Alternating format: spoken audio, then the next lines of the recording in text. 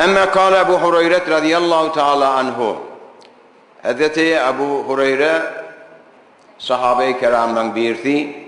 Sonra rivayet et aytya kâle Resulullah sallallahu aleyhi ve sellem hel tedrûne minel muflis?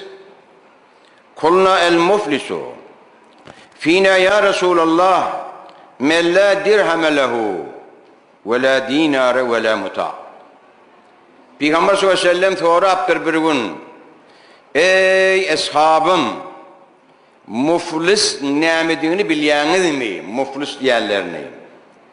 O da sahabaların biri cevap veriptir: ya Resulallah, bizim aralarımızda muflise, bir adama muflis değil ya, sonun dirhemi olmasa, pulu olmasa, avrayı olmasa, heysiyeti olmasa, metatı olmasa, dünyada zatı olmasa, sonra muflis diyerler deyip aydıptırlar. Ama kâle sallallahu aleyhi ve sellem, Peygamber sallallahu aleyhi ve sellem aytya: el muflisu min ummeti men ya'ti yevmul kıyame bi salatun ve siyamun ve zekatun ve ya'ti ve kad şedeme hâzâ kazafe hâzâ ve ekele mâle hâzâ ve sefike dem hâzâ ve zarabe hâzâ. Ey adamlar, ey Müslüman doğullar, Peygamber sallallahu aleyhi ve sellemin yanındaki muflis, Hudayın yanındaki muflisleri Peygamber bize aşkar edip verdi. Ey ümmetim, muflis deyip ol bir ümmetime muflis değilyendir. O bende, ol ümmetim dünyada kan namaz okuydu, kan arazalar tuttu, hayır hasenatlar etti. Emme şunun mukabilinde onun malınıydı, bana sövdü, onun avrayını döktü. İnelekin bana kötek vurdu, ya bir bende Hudanın haktan kanını döktü.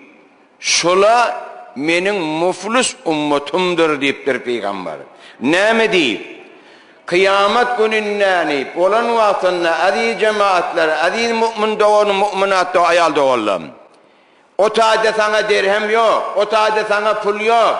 Bir adamın hakkı ilse, bir adamın hakkı koyulse, sonra senin bir etin hasenatçını verilecek. Şol hasenatlarında namaz olsun, ruza olsun, üşür olsun, zekat olsun, hac olsun, giyce unni çekince zahmetçini o bende Huda verilecek. Birini sövüptirsin, inni şon beraberine sen hasenatın verilecek. Birinin malını iptirsin, on beraberine senin çeken zahmetçini verilecek. İne bir çeken zahmetten inni ona yetmedi. İnni ne etmeli? Onun günahını sana yüklenecek. Ey ben de Hudalı. Necre tağat getirip bilersin. Bizim öyle günahımız ne ver? Az mı ki halkın günahını ömrü ötereyim. Ondan sonra muflis olup zadı bulmanı şu taşlanar. Neyde? O odun içine taşlanar deyip direnler. Bir iki musibet buldu adamlar. Ve kardeşler, şu hayatın, şu zamanın vaktini bileyim.